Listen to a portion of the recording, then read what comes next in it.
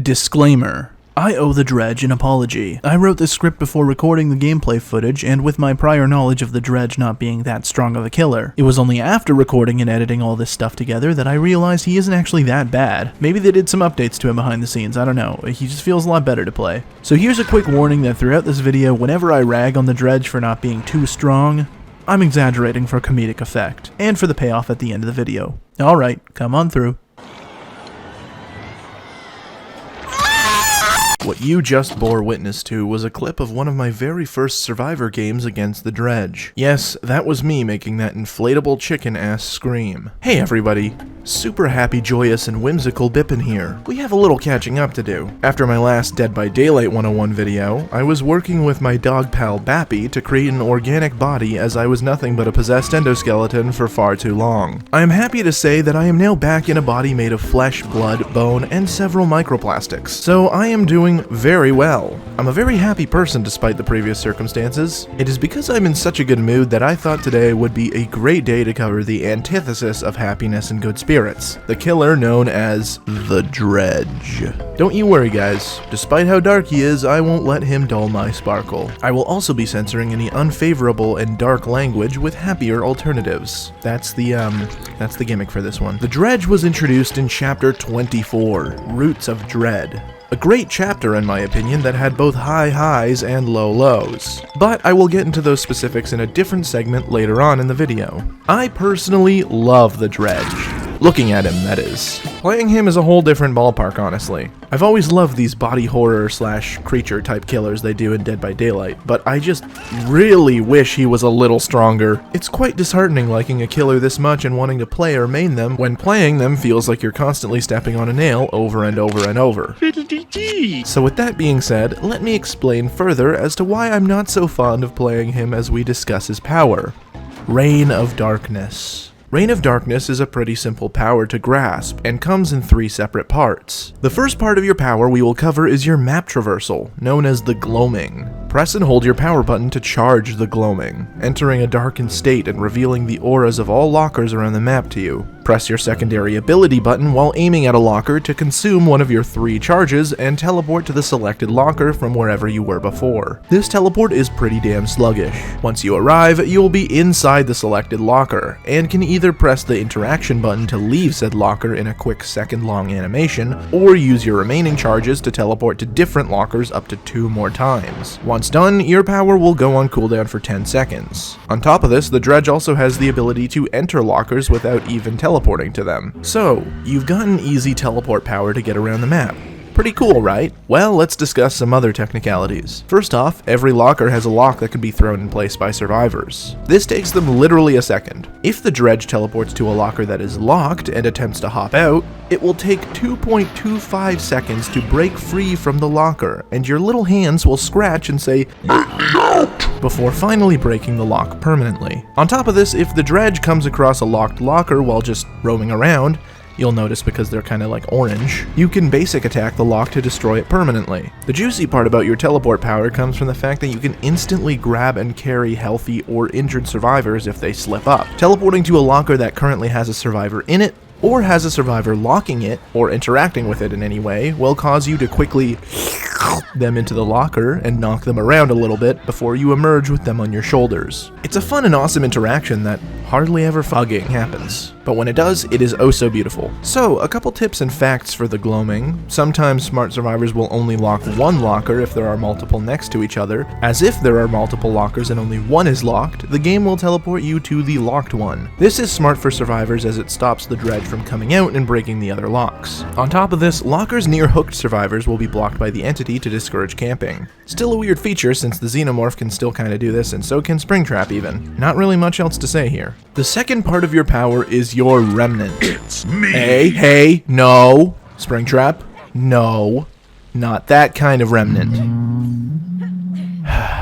Jesus, that guy. Anyways, what I didn't tell you about your power was that when charging the gloaming, you leave behind a dark remnant of yourself, wherever you first started charging the power. It's important to note that also while charging and leaving this remnant behind, you move slightly slower. Instead of teleporting to a locker, you can either cancel your charge and remnant by letting go of the power button, or you can use your basic attack button while charging to teleport back to your remnant. This is pretty much only used as a chase power, as during loops you can charge your gloaming and continue to circle the pallet or window, but then teleport back when a survivor gets close to the remnant and smack them.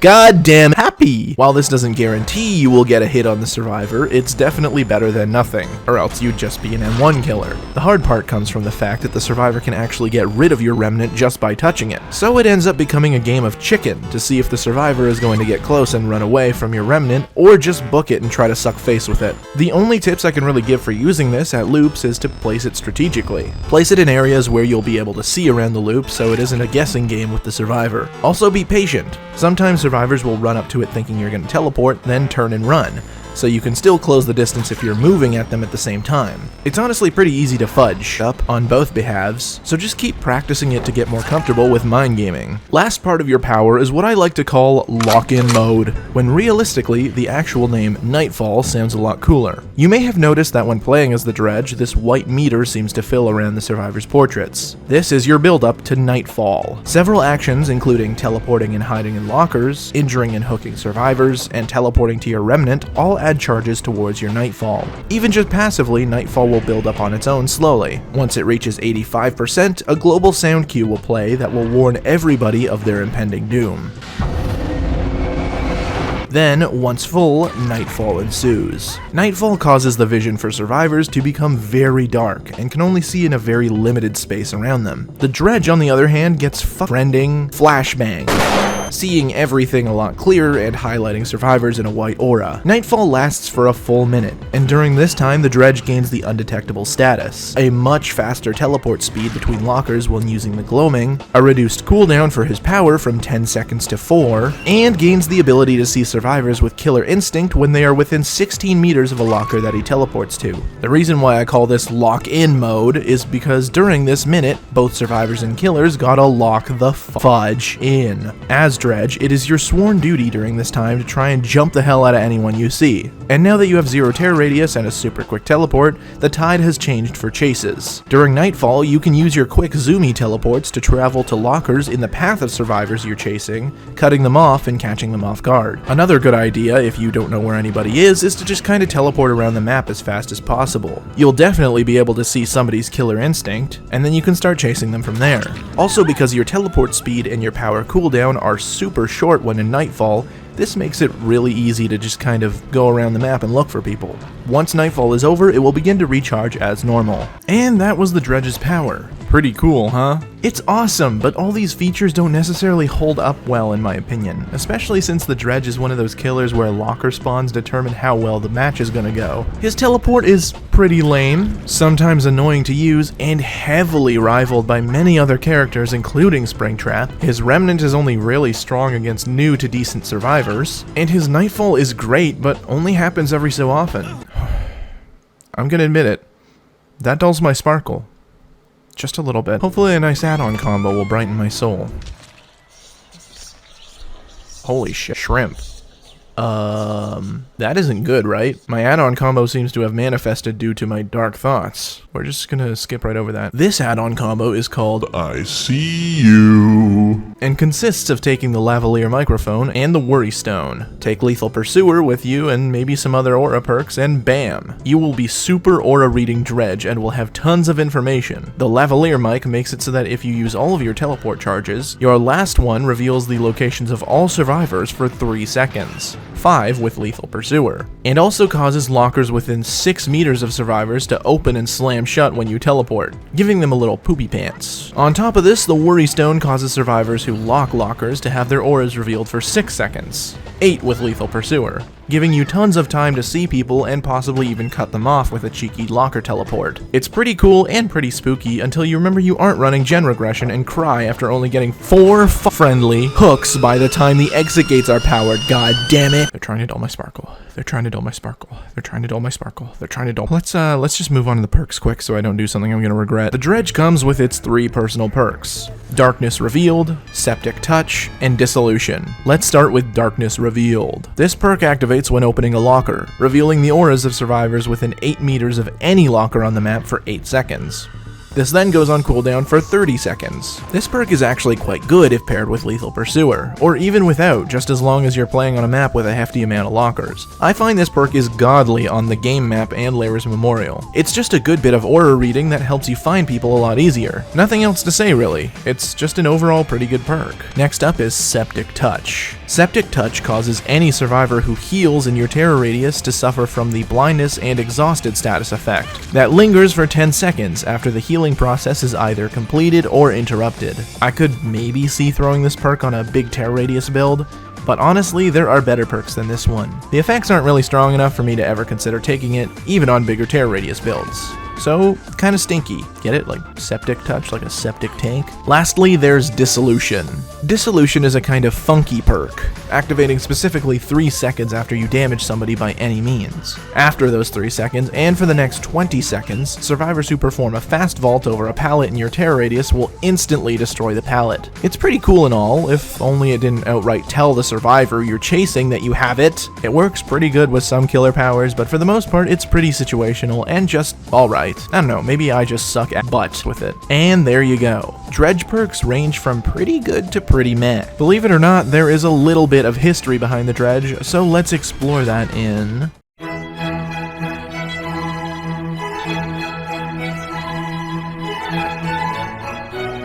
This chapter received quite mixed reviews. For starters, the dredge was leaked right before he was even released, but let's take a look at the highs instead.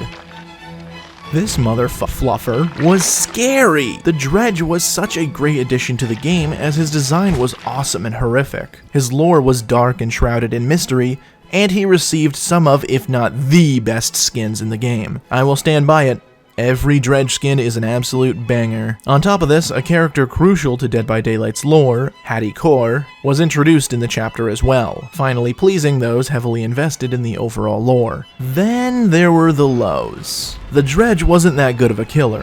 His power was pretty damn situational, and he even had a detrimental bug with his Nightfall on release that hardly darkened the screen at all. I think this was only during the PTB though. Hattie was cool, but thrown to the wayside and neglected in terms of skins or love by the developers, also coming in with some mostly super stinker perks. Not to mention the map introduced in this chapter, the Garden of Joy, may have looked visually creative and interesting, but played like a killer's worst nightmare. There were tons of infinites and incredibly strong windows and pallets that just made the name Garden of Joy a wet bit dog slap across the face for every killer. Later down the line, Hattie still hasn't received too many skins, the dredge is still just an okay killer who gets stomped by a good Survive with Friends team, and the Garden of Joy was toned down with variants and less OP stuff for survivors. And that leads us to the current day, where...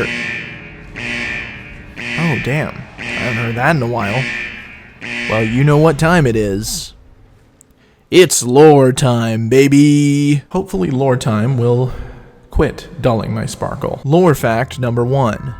Actual dredge lore time. It all starts with a society called the Fold, a group of people attempting to create their very own peaceful society on a private American island in the 60s.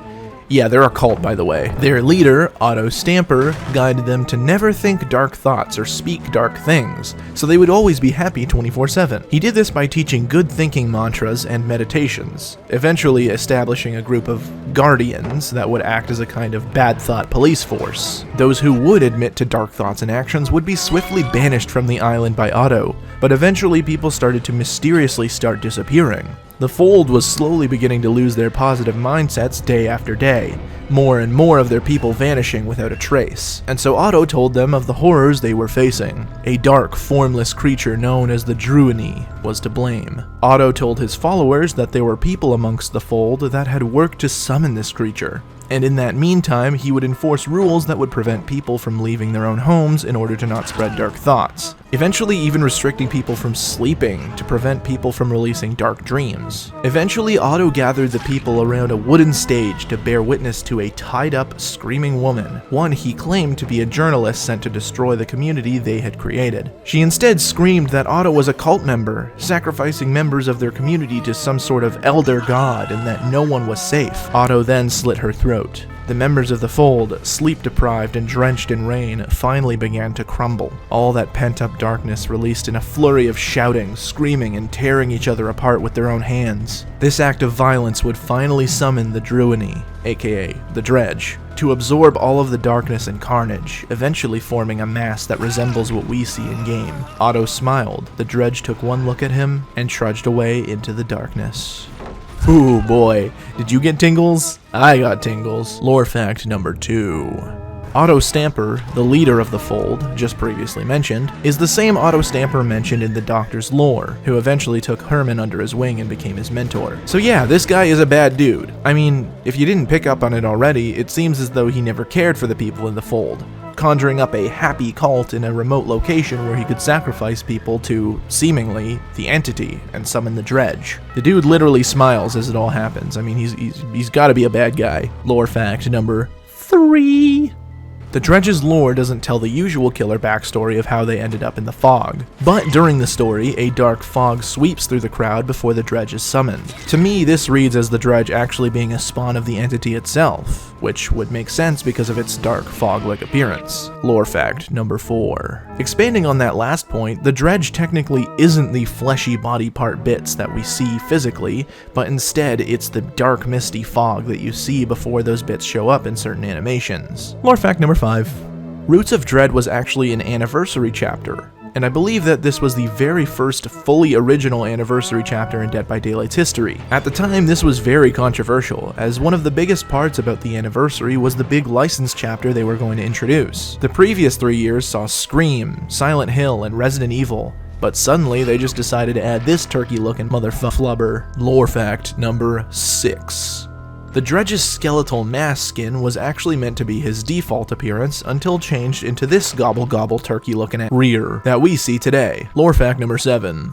The Dredge's voice acting is such a cool thing to witness. I'd recommend checking out the actual behind-the-scenes video of the voice actors recording it. It's mostly interesting because the Dredge's voices are collective screams and wails of its victims that have been absorbed, so there are tons of voice actors who are just sitting there screaming and wailing. Lore fact number 8. The Garden of Joy's main house has a ton of weird happenings going on in it, but a lot of the souls from the Fold can still be heard trapped here.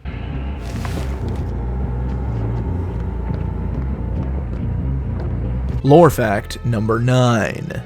If you wait long enough in the lobby, you'll see a horse head fall out of the Dredge. This is actually the same reused model as Maurice from Father Campbell's Chapel, and at one point after the Dredge's release, they even removed Maurice and posted about him being missing for a while. He then returned in a later update alongside the Dredge skin titled Memories of Maurice, which turns him into a freaky Maurice jumble of parts and even changed his sounds to horse sounds. Lore fact number 10. The Dredge straight up sucks survivors into itself at the end of its Mori. I believe this makes both the Dredge and Pinhead the only killers to send survivors to an unknown place and don't outright kill them in front of everybody. I guess this can be argued as maybe a classier Mori. Lore fact number 11. The devs described creating the Dredge as their own take of a boogeyman, basically the thing that hides under beds and in closets at night that all the kids are afraid of. This is not only why it can enter and teleport to lockers, but also why Myers is kinda jealous because now there's more than one boogeyman. Lore fact number 12.